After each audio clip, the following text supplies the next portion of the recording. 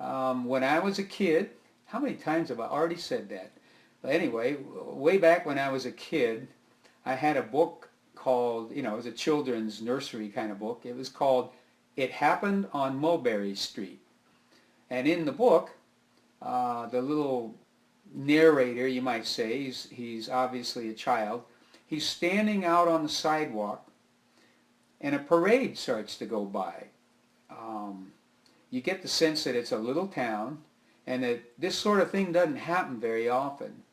Well, this parade goes by in the book, and there are all kinds of strange and exotic characters and sights and sounds.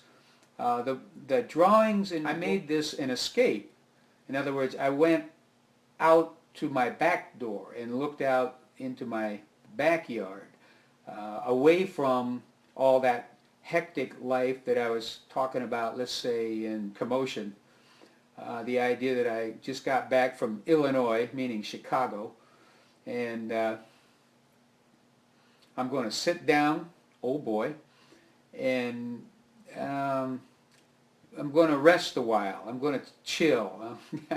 Maybe take a nap. Anyway, and so all these characters are out there, and I wanted it to, really be a happy, to the part about, look at all the happy creatures dancing on the, well, I looked out there and I saw they were dancing on the grass. Well, ladies and gentlemen, this was 1970. And I knew that if I had a children's song that said, look at all the happy creatures dancing on the grass, everybody's going to come down on me and say, aha, I knew he's a drug addict. He's a reaper. And that sounded so country club to me, I couldn't stand it. But I didn't want anything to spoil the childlike wonder that I was trying to create in this song. And sure enough, song came out, and the very first review I saw said, well, John says, look at all the happy creatures dancing on the lawn. And that's just code, ladies and gentlemen. That's code for grass. And the creatures, of course, are all his doper friends. It's, you get the picture. But nothing could be further from the truth. I really wrote this song as a sweet little song for children. So here we are looking out my back door.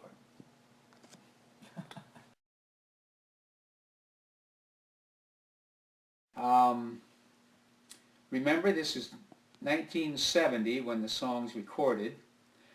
In 1969, late August, me and my band traveled late night from the West Coast to be at a musical event over on the East Coast in upper state New York, a place called Woodstock.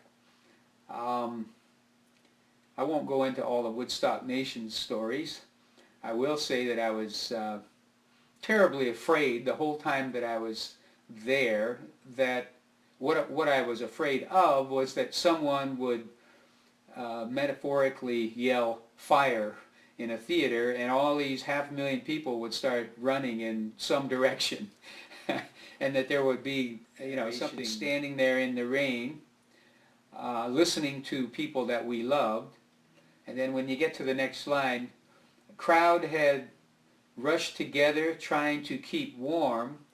I felt that it was all of us who were kids at the time trying to figure out a way that we could stand against the usual status quo, the usual BS, the usual political rhetoric, if you will, that has come down to the masses really since the beginning of time. So that was how I felt about the scene that I had been at, Woodstock, tied together with what I felt was what was going on culturally, at least.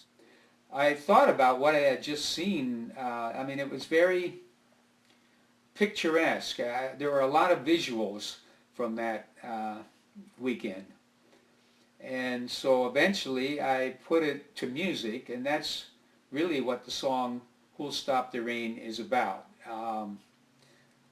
As corny as it sounds, yes, it rained there, but the rain I was talking about, I think, was the kind that comes from on high, you know, from the people that have control over you.